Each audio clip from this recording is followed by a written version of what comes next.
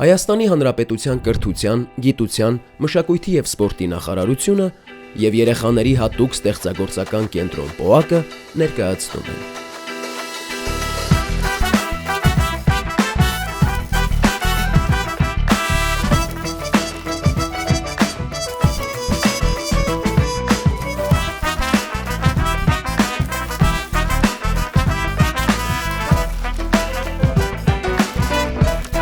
Քո արվեստը դպրոցում։ Այսօր ուղին մեզ դեպի Արարատի մարզ տարավ, գյուղ Ղուկասավան։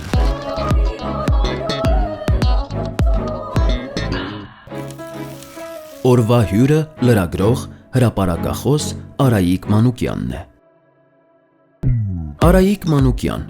լրագրող, հրապարակախոս։ Ծնվել է 1964 թվականին Երևանում։ Հայաստանի ժուրնալիստների միության Ֆուչիկի անվան ժուրնալիստի դպրոցն ավարտելուց հետո ընդունվել է Երևանի Վալերի Բրյուսովի անվան լեզվաբանական համալսարան և ավարտել այն ստանալով ֆրանսերեն և անգլերեն լեզուների մասնագետի որակավորում։ Լրագրողական առաջին քայլերն արել է 80-ական թվականների սկզբներին, թղթակցելով հայկական ռադիոյի մանկապատանեկան և երիտասարդական հաղորդումների խմբագրություններին։ Առաջին հոդվածները հրապարակվել են գյուղատնտես բազմատպաքանակ և ավանգարդ երիտասարդական թերթերում։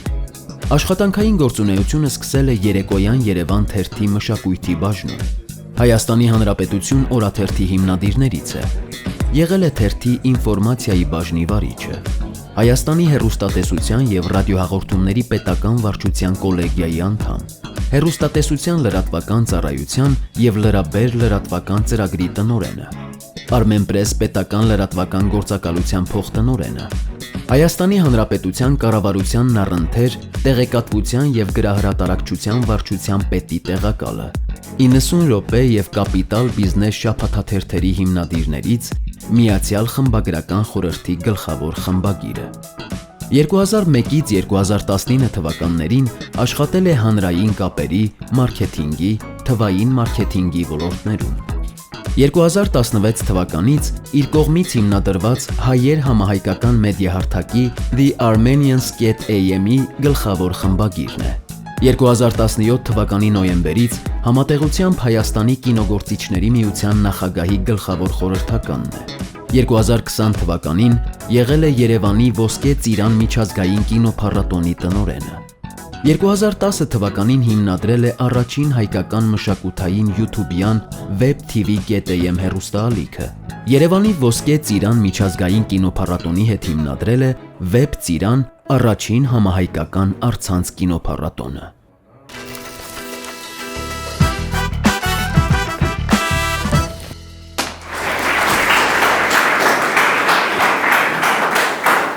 Բարև ձեզ,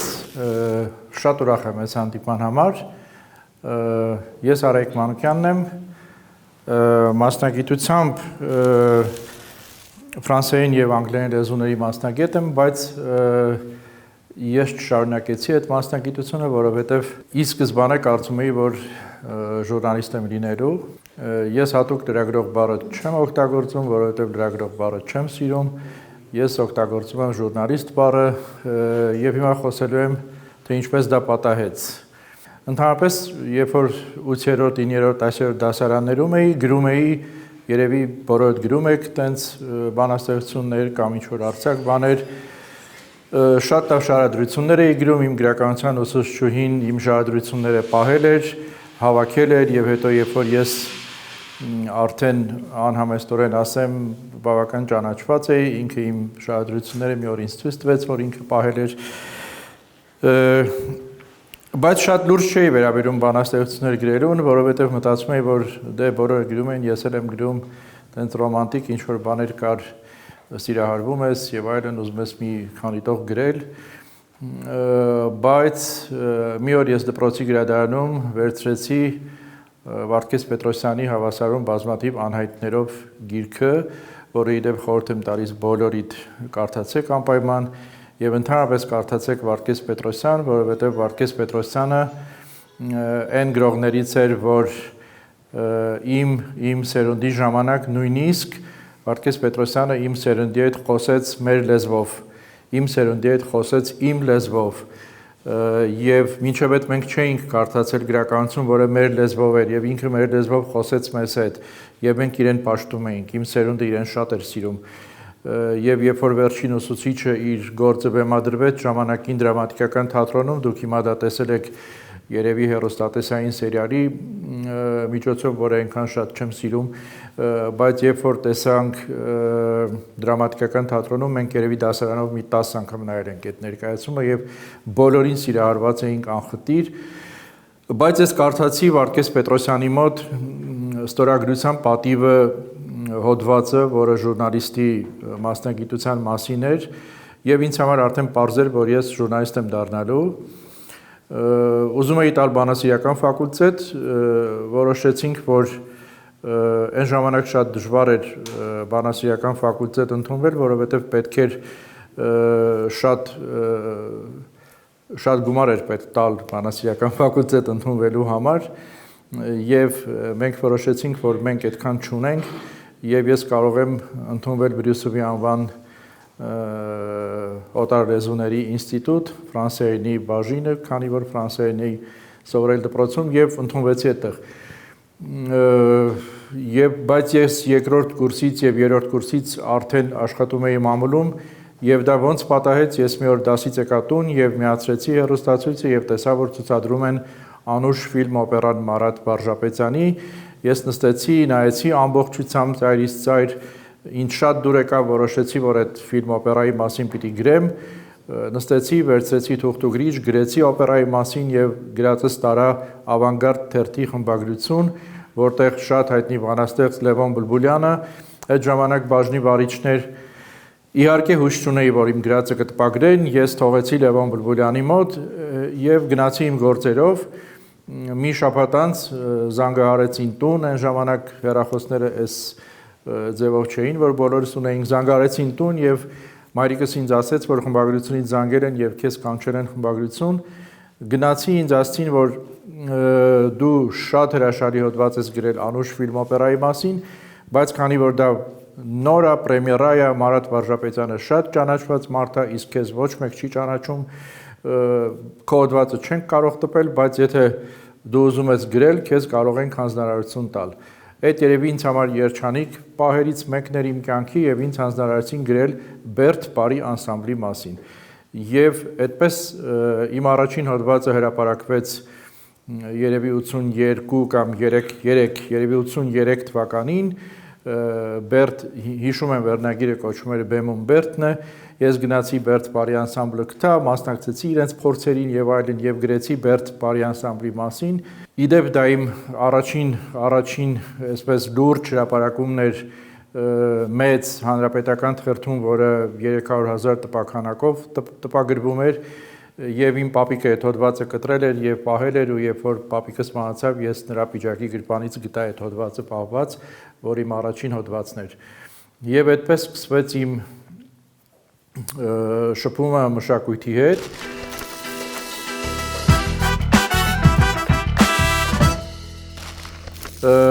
Ինչ տվեց ինձ մշակութային, ուրեմն ժուրնալիստիկան տվեց շատ մեծ հնարավորություններ հանդիպելու ամենատարբեր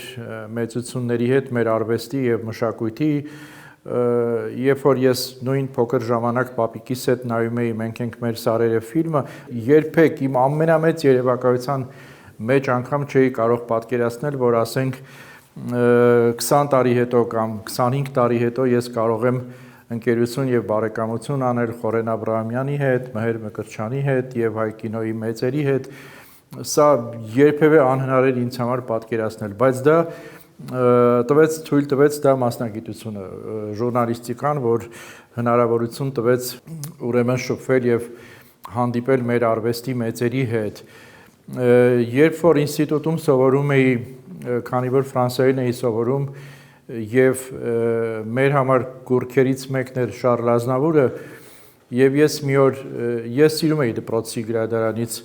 գրքեր բերել իդեպ Վարդգես Պետրոսյանի գիրքը գողացա եւ չվերադարձրեցի դպրոցի գրադարանին մինչեւ հիմա այդ գիրքը մեր տանն է դպրոցի գրադարանի կնիքով սիրում էի երբեմն գրքեր չվերադարձնել գրադարաններին, որովհետև այդքան հեշտ չէր գրքեր ունենալ այն ժամանակ, ինչքան հիմա, եւ ուզում էի այդ գիրքը ունենալ, եւ սիրում էի նաեւ արտագրել, որովհետև եթե չկար ուրիշ հնարավորություն, այդ գիրքը պիտի արտագրեիր։ Ես պաշտում էի Էդիթ Պիաֆին եւ պաշտում էի Շարլ Ազնավուրին, եւ մի օր ինձ տվեցին փոքրիկ մի գիրք, որը Շարլ Ազնավուրի գրքերի բանաստեղծությունների հայերեն թարգմանությունն էր, սեր սրտի չափով, փոքրիկ բրոշյուր էր, եւ ես տարա եւ այդ բրոշյուրը արտագրեցի ամբողջը տանը, որպեսզի ունենամ, եւ արտագրեցի նաեւ Էդիթ Պիաֆի գիրքը, բավական հաստ գիրք էր Էդիթ Պիաֆինը ֆրանսերենով, եւ ես արդեն քանի որ գիտեի եւ ֆրանսերենով 2 գիշեր արտագրեցի Էդիթ Պիաֆի գիրքը, որպեսզի ունենամ, բայց էլի ես եւ մենք անցնում էինք գեղարվեստական թարգմանություն, իմ առաջին թարգմանությունն էլ եղավ Շարլ Ազնավուրի բանաստեղծությունը, նույն այդ սեր սրտի չափով բանաստեղծությունը, եւ էլի երբեք մտքովս չէր անցնի, որ ես մի օր կարողա ոչ միայն հանդիպեմ Շարլ Ազնավուրին, այլև հարցազրույց վերցնեմ Ազնավուրից, երկրաշարժի ժամանակ, երբ որ նա եկավ Հայաստան, միասին շրջել Սպիտակում, Գյումրիում, միասին խոսել եւ բարեկամություն անել Ազնավուրի հետ եւ բազմաթիվ հետո հանդիպումներ ունենալ, հետո 93 թվականին լինել Ֆրանսիայում եւ Ֆրանսիայում Ազնավուրի հետ անել հարցազրույց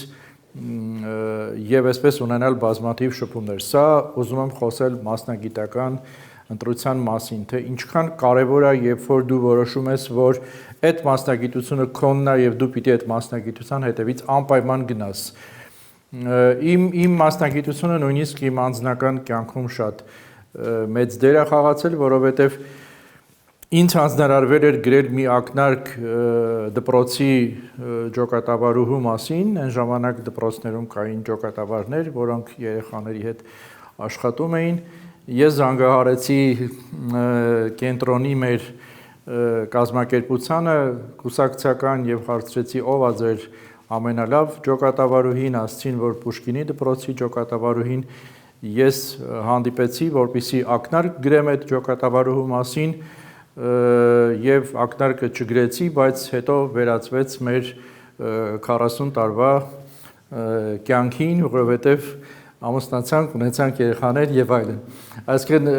այդ մասնագիտությունը նույնիսկ իմ անձնական կյանքում շատ կարեւոր եւ նշանակալի դեր ունեցավ։ Երբ որ ես արդեն մի քիչ աշխատել էի թերթում եւ արդեն իրավունք էի ստացել որոշելու թե ինչ գրեմ, ես որոշեցի, որ նախ եւ առաջ պետք է գրեմ թատրոնի մասին։ Եվ ես մոտ 3 տարի Երեկոյան Երևան թերթում, որպես Երեկոյան Երևան թերթի թղթակից գրում էի թատրոնի մասին եւ հենց այդ տարիներին էր, որ հնարավորություն ունեցա շփվել մեր թատրոնի եւ կինոյի մեծերի հետ, հարցազրույցներ ունենալ, նայել նրանց ներկայացումները, գրել նրանց ներկայացումների մասին։ Թատրոնը ամենակարևոր երևույթներից մեկն է աշխարհում։ Ես վերջերս կարդում էի մի բան, որը ինձ շատ դուր եկավ։ Թատրոնը մի տեղ է, որտեղ ձեզ սովորացնում են մտածել, բոլորիս սովորացնում են մտածել։ Եվ սխալ է պատկերացումը, որ թատրոնը բարձրացնում է հարցեր կամ թատրոնը պատասխանում է ինչ-որ հարցերի։ Թատրոնը հարցեր չի տալիս եւ ընդհանրապես արվեստը հարցեր չի տալիս, արվեստը հարցերի պատասխաններ չունի, բայց արվեստը թույլ է տալիս մտածել եւ գտնել այդ հարցերի պատասխանները։ Արվեստը հուշում է հարցերի պատասխանները, ուղղակի դրանք պետք է գտնել եւ մտածել։ Թատրոնից հետո իմ մասնագիտական, ուրեմն որոշեցի արդեն, որ պետք է գրեմ կինոյի մասին, հետո որոշեցի, որ գրելու եմ կերպարվեստի մասին։ Եվ սրանք էլի հնարավորություններ էին շփվել մեր կերպարվեստի մեծությունների հետ, եւ երբ որ առաջին անգամ օրինակ եղա Մինաս Ավետիսյանի տանը, Մինաս Ավետիսյանը արդեն մահացել էր, բնական իրեն չեմ տեսել, բայց մեծ պատիվ էր ինձ համար լինել Մինաս Ավետիսյանի տանը, Մինաս Ավետիսյանի տիկնոջ հետ, որը հիմա էլ կա Տիկին Գայանեի հետ, եւ լինել են արվեստանոցում, որտեղ Մինաս Ավետիսյանը ստեղծագործել է։ եւ հետո գնալ ջաջուր եւ լինել են տանը, թեպետ փլատակներ են այդ տանը հիմա, բայց լինել այդ տանը, որտեղ Մինաս Ավետիսյանը եղել է այն գիշերով, որ հրդեհվեց իր արվեստանոցը Երևանում։ Սրանք ինձ համար մասնագիտության հնարավորություններ էին, եւ ես այդ ամբողջ հնարավորությունների ընթացքում միշտ ունեցել եմ մի բան, պահպանել Վարդգես Պետրոսյանի ստորագրության պատիվը հոդվածի ամենահիմնական թեզը, որ ժուրնալիստիկան դա ստորագրության պատվի մասնագիտություն է։ Հետո երբ որ սկսվեց 88 թվականի Արցախյան շարժումը, ես իդեպ երբ որ ինստիտուտ ավարտեցի, նշանակվեցի մանկավարժ աշխատելու Արարատի մարզի շրջանի այն ժամանակ Շաղապ գյուղում, բայց հասկացա, որ մանկավարժությունը իմը չէր հավանաբար, որտեղ իմը ժուրնալիստիկան էր եւ ես որոշել էի, որ հենց այդ պետքա գնամ ամենամեծ դժվարություններով նույնիսկ։ Ես երեկոյան Երևան թերթում աշխատեցի 83 թվականից մինչև 88 թվականը 5 տարի ինձ չտվեցին աշխատավարձ, որովհետև ես առաջինը ուսանող էի, երկրորդը կոմունիստ չէի, երրորդը չէր կարելի վճարել, եթե հաստիքով աշխատող չես, բայց ի պատիվ մեր խմբագրի ասեմ, որ նա ինձ տվել էր բոլոր լիազորությունները եւ շատ մեծ վստահություն, որը ինձ թույլ տվեց նաեւ այդ ճանապարհը անցնել, բայց իմ ընկերները, նույնիսկ իմ հարազատները, նույնիսկ մտերիմ մարդիկ ասում էին, որ դե ինչքան կարող ես առանց աշխատավարձ աշխատել, ուրիշ մի բան մտածի անել, բայց ես քանի որ որոշել էի, որ ոչ, ես պիտի այդ ամբողջ ճանապարհը հաղթահարեմ, եւ ես շարունակեցի այդ ճանապարհով գնալ եւ ասեմ, որ դա իր արդյունքը ունեցավ, որովհետեւ արդեն 90 թվականին, երբ որ Արցախյան շարժումից հետո սովետական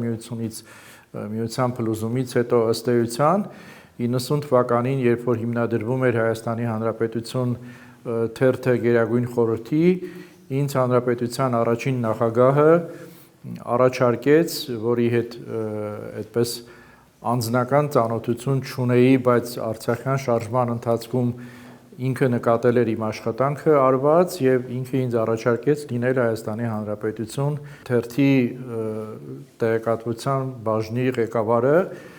եւ ես դա մեծ սիրով ընդունեցի,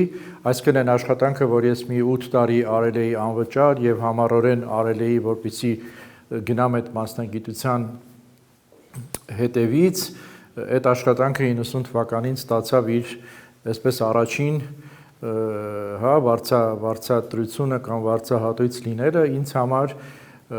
որից հետո ես երևի մեդիայում զբաղեցրել եմ բոլոր հնարավոր պաշտոնները, մինչև տեղեկատվության փոխնախարարի պաշտոնը, մինչև հեռուստատեսության դրաբեր ծրագրի ղեկավարը, տնօրենը ծառայության եւ Armenpress-ի տնօրենը, բայց այդ ամբողջ շրջանում գլխավորը եղել է ժուրնալիստի մասնագիտությունը եւ ստորագրության պատիվը։ Երբ որ 90 թվականին արդեն թողեցի մշակութային լրագրությունը, զբաղվեցի ավելի քաղաքական ժուրնալիստիկայով, դա եւս ինձ տվեց մեծ հնարավորություններ, որովհետեւ ելի երբեք չէի կարող, որովհետեւ առաջին նախագահի այցերը պաշտոնական ես էի լուսաբանում եւ դա տվեց ինձ հնարավորություններ հանդիպումներ ունենալ, շփվել մարդկանց հետ, որոնք ըստ էության աշխարհը կառավարում էին, հանդիպել Ջորջ Բուշի հետ Միացյալ Նահանգներում, Միացյալ Նահանգների նախագահի Բորիս Ելցինի հետ, Էդուարդ Շևարդնաձեի հետ, Վրաստանի նախագահի եւ շատ տարբեր երկրների նախագահների եւ վարչապետների եւ շատ տարբեր ղեկավարների հետ ելի ունենալ հարցազրույցներ, մասնակցել տարբեր հանդիպումների, քննարկումների, որը այսպես շատ մեծ փորձառություն է ավելացնում ընդհանրապես մարդու կյանքում եւ կենսագրությունում։ Մի պահ եղավ, որ հասկացա, որ իսկապես ժուրնալիստիկան շատ վատ վիճակում է Հայաստանում եւ որոշեցի թողնել, բայց 10 տարի հետո, այդ թողնելուց հետո 10 տարի հետո որոշեցի, որ իսկ ով պետքա փրկի այդ մասնագիտությունը, եթե ոչ այն մարդիկ, ովքեր որ իրենց կյանքը նվիրել են այդ մասնագիտությանը եւ պետք է անպայման վերադառնալ։ Եվ հիմնադրեցի Հայեր մեդիա հարթակը, հիմնադրեցի Web TV մշակութային հեռուստա ալիքը YouTube-ում եւ շարունակեցի շարունակեցի բացարձակ որակյալ ուրեմն բովանդակության ստեղծումը, որովհետև մեծապես կարևոր նշանակություն ունի արվեստը եւ մշակույթը ընդհանրապես մարդու զարգացման համար։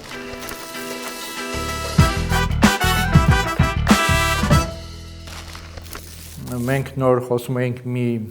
երևույթի շուրջ, որ գիտեք իմ սերունդի այսպես ճակատագիրը կարծես թե որոշված էր, որտեղ այդ հերթականությունը կար թե ինչ պիտի լինի, ինչից հետո պիտի լինի։ Մենք շատ մեծ երազանքների հնարավորություն չունեինք, կամ պիտի դեզերագնաց դառնայինք, կամ բժիշկ, կամ իրավաբան, կամ մանկավարժ, այդքանի մեջ էր կարծես թե։ Մյուս սերունդները մի քիչ ավելի քիչ, բայց ձեր սերունդի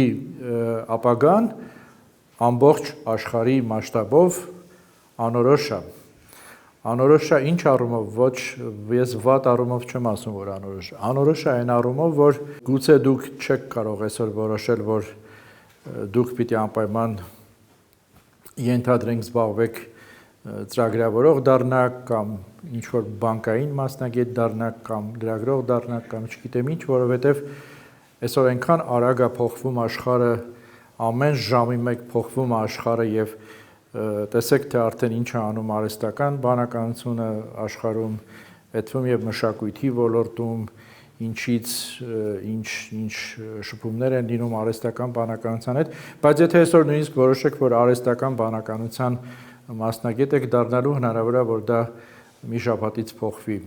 եւ ավելի ուրիշ մի բան լինի։ Դրա համար ինչն է մնալու կարևորը մնալու է ձեր ինտելեկտը, կարևորը մնալու է ձեր գիտելիքները, մշակույթի կրող լինելը, արվեստի կրող լինելը, մեր մշակութային ժառանգության կրող լինելը, ինչի հասա ժառանգությանը, որովհետև հենց այդ մտածմունքների արդյունքում էր, որ որոշեցի, որ պիտի ստեղծեմ ժառանգություն ֆիլմաշար եւ 23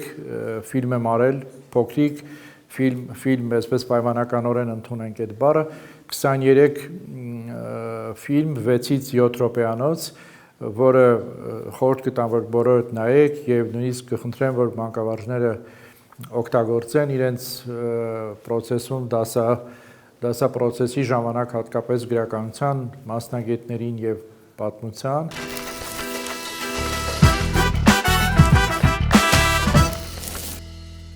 Մի հատ հարց։ Ձեր մանկությունից մնացած որ հուշն է ձեզ ամենաշատը տանջում։ Երևի տանջելու մասին դժվար ասեմ, որ ունեմ հուշեր, որոնք ինձ տանջում են, ոչ, ընդհակառակ ունեմ հուշեր, որոնք ինձ ամեն օր ոգևորում են, եւ ունեմ հուշեր, որոնք ինձ ամեն օր թույլ են տալիս արթնանալ առավոտը եւ շնորհակալություն ասել, որ ապրում ես այս երկրում եւ այս աշխարհում դու գոյություն ունես, եւ դրանք հիմնականում կապված են իմ պապիկի հետ։ Իմ հարցն է, դուք այն տարեկանում եք գրել ձեր առաջին հոդվածը, որը տպագրվել է։ Եթե այդպես ժամանակագրությամբ նայեմ, առաջին հոդվածս տպագրվեց Գյուղատնտես թերթում։ Այդ տեսակ թերթ կար եւ կամ եթե ավելի ճիշտ ասեմ, ավելի երևի 8-րդ դասարանում էի կամ 7-րդ դասարանում էի, որ հանրային ռադիոյի համար այն ժամանակ հանրային ռադիոյում կար մանկական հաղորդաշար եւ ես հանրային ռադիոյի համար գրում էի որոշ բաներ եւ երբ որ իրենք դա հաղորդում էին մեր այսպես ամբողջ ընտանիքը դա ռադիոյով լսում էր որտեղ այն ժամանակ ռադիոն միշտ պատից կախված էր եւ ամբողջ օրը խոսում էր։ Եթե ձեր մոտ ստացվեր դառնալ լրագրող, ինչ մասնագիտություն կընտրեք։ Չէր կարող չստացվել, որովհետև որոշել էի, որ դառնալու էի։ Եթե որոշում ես, որ դառնաս, ուրեմն ստացվում է։ Ես 100% որոշել էի, որ դառնալու էի։ Բայց հիմա մտածում եմ, որ եթե չլիներ, կզբաղվեի գենետիկայով, որովհետև դա համարում եմ երևի աշխարհում ամենահետաքրքիր բանը համարում եմ գենետիկան։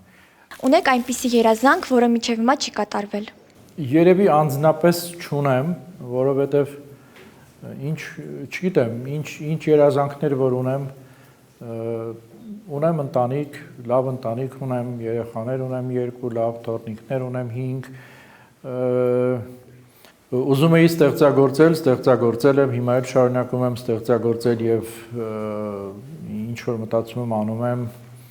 ունեինք երազանք Հարություն Խաչատրյանի հետ կինոռեժիսոր ստեղծել կինոյի թանգարան, կինոգործիչների միությունում ստեղծեցինք կինոյի թանգարան եւ հիմա շատ հրաշալի կինոյի թանգարան ունենք, բայց մի հատ երազանք ունեմ, որը անձնական չի, որը անանձնական է, իսկապես ուզում եմ այն սերունդը, որ դուք եք եւ այն սերունդը, որ իմ թորնիկների սերունդն է, ես շատ եմ ուզում, որ իրենք լավ կրթություն ստանան, ուզում եմ, որ շատ բարձր կրթություն ստանան, ուզում եմ, որ դուք շատ կենտրոնանաք կրթության վրա, հատուկ ասեցի, որ ապագան անորոշ է, իսկ այդ անորոշ ապագայի մեջ կարող եք մենակ ձեր տեղը ունենալ, երբ որ բացառիկ կրթված մարդ լինեք։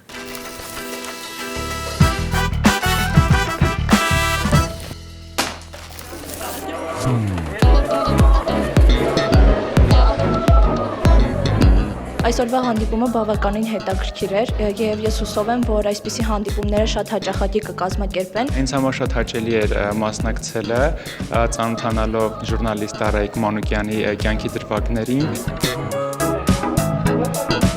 Շատ գովելի է նման քայլը, որ դպրոցներում այսպես շրջը մեկ ու սեմինարի տեսքով զրույցներ եք անցկացնում։ Մեր հիշողության մեջ կմնա անվերջ։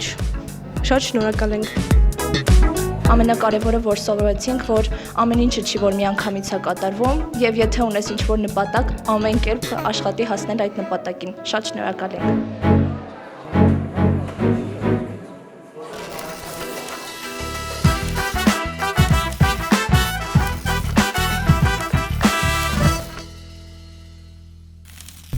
Գույներ, թե սև ու սպիտակ։